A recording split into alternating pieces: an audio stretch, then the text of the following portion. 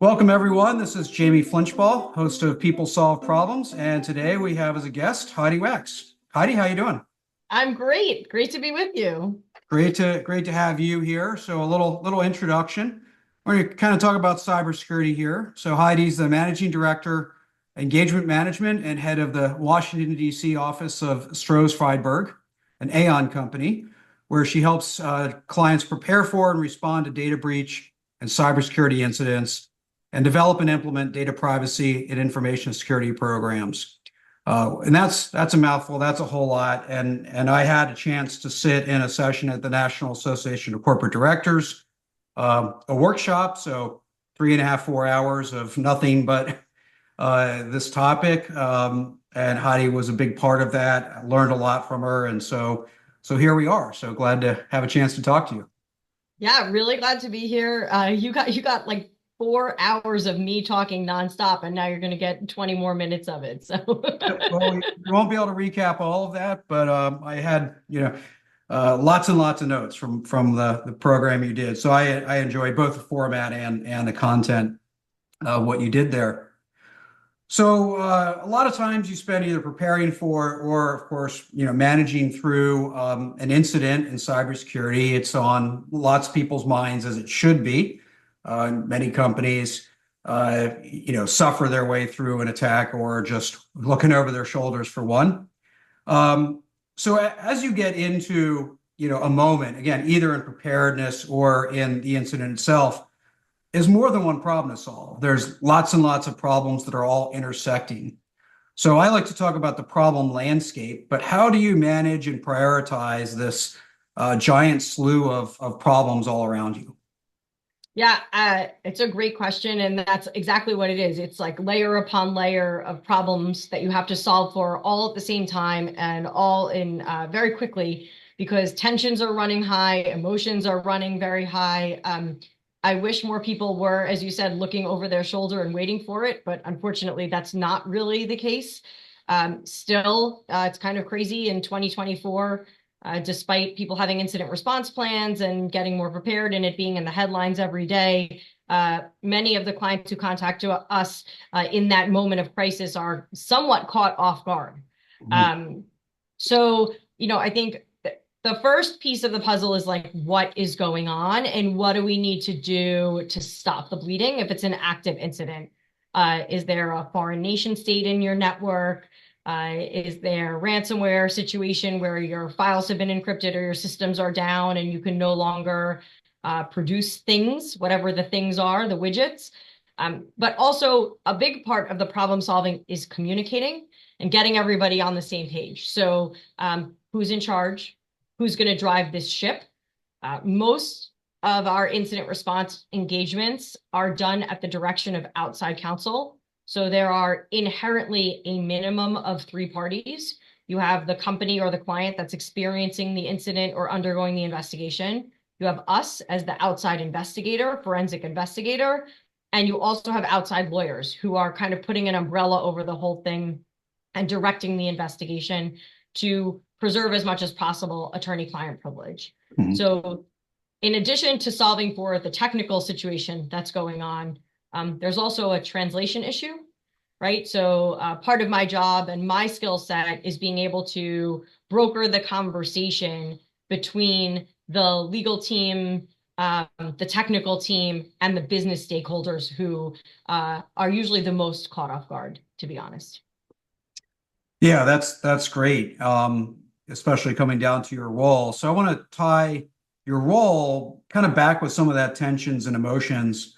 So in problem solving, we often like to say that the clear roles help minimize some of the emotions, triggers, et cetera, in problem solving, but also good process helps us, kind of tamp down some of the drama. So how much do you depend upon your role clarity, and or frameworks or tools or process to help navigate the emotions, the different agendas and ambiguity that everyone's dealing with? Yeah, so from my perspective and my role, like we have a process established for our company. How do we get these investigations up and running? What is the process that we go through? I actually literally just got off of a call right before you and I started where we had a new incoming investigation to deal with. So from our side on our company, we have a very established process. Somebody contacts me and says something is going on. We pull in the right people based on what's happening, and we get the paperwork up and running. We put together an estimate. But part of my role from having done this so many times, and our company from having done this so many times, is to also manage the lack of a process, sometimes, not always, but sometimes with the clients.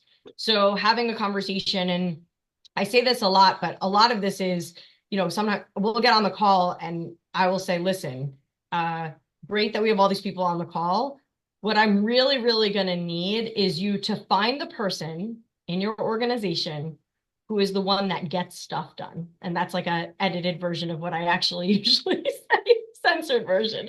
But I say, you know who the person is. Who is the person in your company that always has the to-do list, that is always tracking everything that needs to be done, that has, 10 different spreadsheets with all of the tasks and who's in charge of them? I say, give me that person. I don't care if they're legal or not. I don't actually care what part of the company they're in. Give me that person, because in an investigation, in an incident, in a cyber attack, you need the person who is going to point the finger at the responsible party and say, hey, this is on your plate. Did you get this done? This had to be done by the next update call. Yep. No, I love that. In fact, that was one of the notes I made from the talk in DC was that advice, which I think is fantastic, because most of the other people have other roles to fill at the same time, which makes that role very, very useful. So maybe walk me through just at a high level your overall process itself. So you're coming into an incident situation. What is your sort of core problem-solving process to go through this type of issue? Yeah, so I think the first thing that's super interesting for me that I learned about myself in doing, I've been doing incident response for 15 plus years now. So, and there definitely was a time where I too would get very worked up and very amped up. There was also a time where, like in the early days of ransomware, it's devastating to companies. They are shut down. They are offline. If you are a small company and you don't have the resources and don't understand how you're dealing with this, and I would get, not to them, I would be holding their hand through it, but as soon as the call would end, I would have my own sort of freak out, and I would need to sort of like get that adrenaline out and get that emotion out on my side as well. Over time, what I've learned is that from the problem-solving perspective, this is pattern recognition. If I get on the phone and somebody says to me in the first 30 seconds, I'm seeing this, or I'm seeing this weird thing, or we got a ransom note that has this language in it.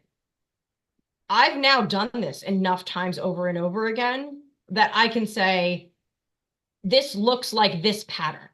So for me, part of the problem solving is what bucket can I kind of fit what I'm hearing in? And that helps me bring the right skill sets and the right expertise to the investigation to help solve the problem. It also helps me manage and direct what's going on better on the client side to say, in tandem with the lawyer, listen, we're in the early stages of this investigation, but it sounds like it might have impacted your payroll data. It sounds like it might have impacted your HR data. It sounds like it might have impacted your intellectual property. This is a foreign nation state behavior, what we're seeing. We think they're probably after your trade secrets. So get me those stakeholders to be part of the conversation, and lawyers bring the right legal expertise to have that conversation as well. So for me, the problem solving is number one, pattern recognition, and number two, bringing the right people to the party to have those conversations and really solve the problem collaboratively. Yeah. So I love that. And, there's a lot of problems you can solve just by, investigating your way through it. But when speed is of the essence, pattern recognition is a tremendous multiplier effect on that speed. And as you said, almost everybody in the company could be affected. So, but you want to be talking to the right people. So that pattern recognition helps with that tremendously. Um, so as you mentioned earlier, there's layers upon layers of some of these problems. So how do you approach breaking it down into smaller bits, which I assume either have different solutions or perhaps different time frames where we have to solve the first bit now, the next bit later. But how do you break those down in a meaningful way that allows you to process through the complex problems?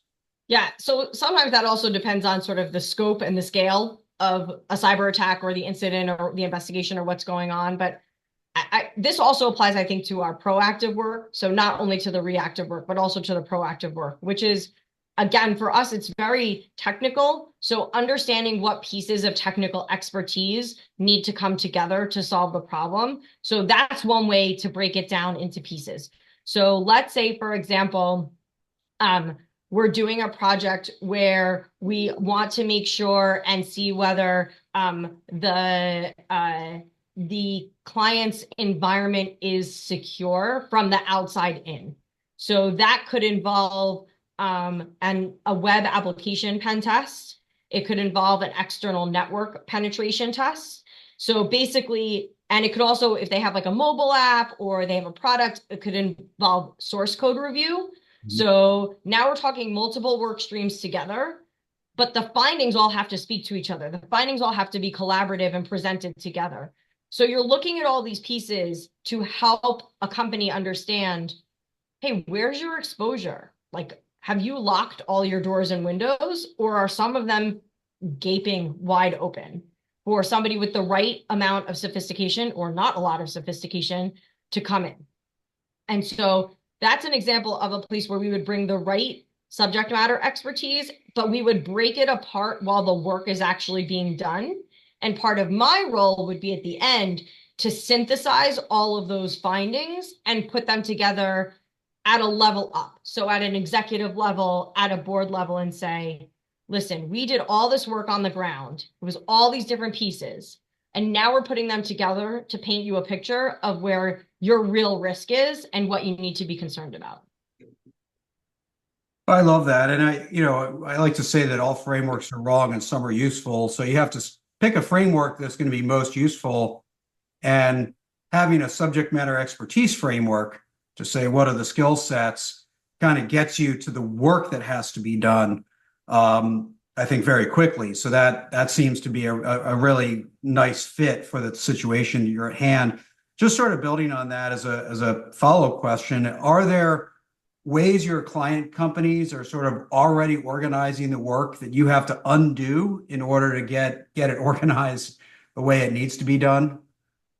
Not necessarily undo it or unorganize it. What I would say is a couple of things that I've seen is that there has to be a degree of fluidity and flexibility into everything security and cybersecurity related, right? Because sometimes my pattern recognition spidey sense is off and I'm seeing one thing and it turns out it's something else.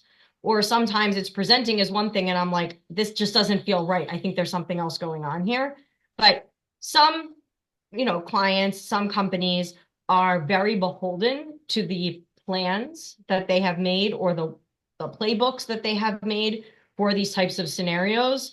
And what happens in real time causes you to need to diverge from those plans. So I wouldn't say that I say like they're wrong, but I think sometimes there's an element of rigidity that you have to have like a real conversation and say, I know that you rehearsed this.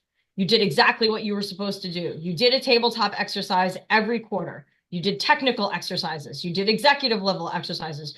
You thought that you were so prepared for this, and you're trying so hard to follow this playbook, but the playbook is not a one-to-one mapping with what's actually happening in real life in real time. So let's have a about, again, who should really be steering this on your side, who are the right stakeholders, and that we have the right people as part of the conversation. So it's not usually like breaking it all down and rebuilding it. It's more about tweaking it a lot of the time, but it does take some effort. Yeah. No, I can imagine that. I used to be a soccer coach, and you'd run drills and then yeah, everybody assumes that's how it's going to play out when you blow the whistle and the match starts, but it doesn't, right? It's too dynamic and Yeah, it's a lot more like a kid's soccer game where like all the 5-year-olds are just running towards the ball at the same time right. rather than everyone playing their position. And that one kid who plays this position actually could be really useful just to Yes. things go. So I love that.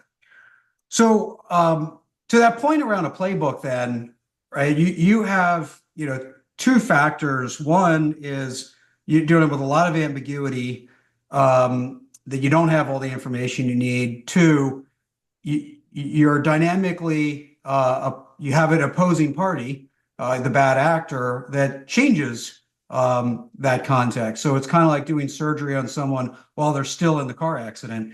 And the damage is still occurring.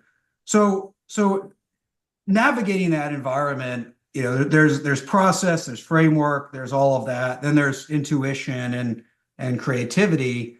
How do you integrate and weave between the objective and the intuitive and the procedural and the creative as you're navigating these incidents? Well, I have to give a lot of credit to the team that I work with that actually, is on the ground doing the investigation for that. So we'll have the initial intake call. We'll talk about what's going on. We'll talk about what we're seeing. But as the investigation develops and evolves, I'm in frequent contact, constant contact, quite honestly, with the technical team that's actually conducting the investigation. And I'm very, very lucky that I work with amazingly brilliant people who are also very articulate and clear. And they know that I am not as technical as they are. And I'm very lucky also that they are patient enough to explain it to me. But I always tell them, if you can explain it to me, then you can explain it to the client, then you can explain it to the lawyer. So consider me your dress rehearsal. So we spend a lot of time talking about what they're seeing and what they're finding as the investigation is unraveling. Now, sometimes that can happen very quickly, right? So take, for example, a case where it's an email compromise. So sometimes it's very obvious which user clicked on the phishing link. The phishing email is still in their inbox. We're able to find all of the pieces of the puzzle and connect it very easily. Sometimes it's not that straightforward. Sometimes it's the threat actor, who we don't know who they are, got into the environment and we don't know where they went within the environment. We don't know what they did within the network. We don't know whether they stole data or not. And that is where it's much more collaborative and an ongoing discussion. So day one, the conversation is very different than day 3, then day 5, then week 3. So it's a constant communication and discussion about, have we checked here? What about this? Do we feel comfortable and confident that we've answered all the right questions? What are you seeing? And also, what's available to feed the investigation? What evidence is even there for us to have the conversation and look at? Mm-hmm. Yep.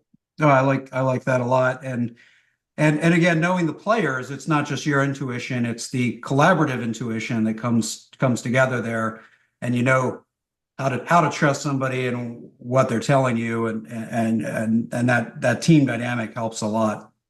One last quick question, just specific to the realm of cybersecurity, but it happens in a lot of fields where we spend a lot of time on preparedness or prevention and forget response, right? So my daughter lives in Wisconsin. You can avoid getting stuck in the snow, but you should also have a blanket and a flare in case you do.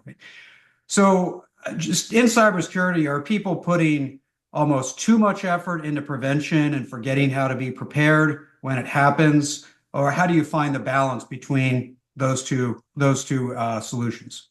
Yeah, there's there's a piece in between those, a connector piece in between the preparedness and the response that I see a lot that I wish I didn't see so often, which is what's the smoke signal? What's the canary in the coal mine? Pick your, euphemism. What is the thing that tells you something has either already gone wrong or is starting to go wrong? And now we see a lot of clients that have a lot of tools in place that can give them that information or tell them, like, like in your example with your daughter, like the weather forecast, like, hey, something's coming, something's about to go wrong, or some alert is going off and saying, we see this bad activity, but there's so much noise, there's so much going on, or there's nobody actually watching the alerts 24/7 that it's missed. And so you skip right to response because you had the opportunity to maybe block it, measure it, see it early on, and nobody was paying attention. So now we're all the way to response, and it's gone from what could have been manageable to hair on fire. That's great. So many people in general risk management focus on severity and probability. They forget detection. And so you're singing my song. Well, so this has been great. It's a fantastic conversation. Heidi, I'm much prefer having you as a guest than being your client. But I wish you, your team, and your clients all the best. Thank you. Thank you very much. Are you a leader looking to level up your skills? Discover the JFlinch Learning Lab, your gateway to insightful video courses on culture change, management systems, problem solving, and much more. Immerse yourself into content created by me and transform your leadership approach. Ready to grow? Visit jflinch.com/learning lab and use code podcast for an exclusive 30% discount. Invest in your leadership journey today.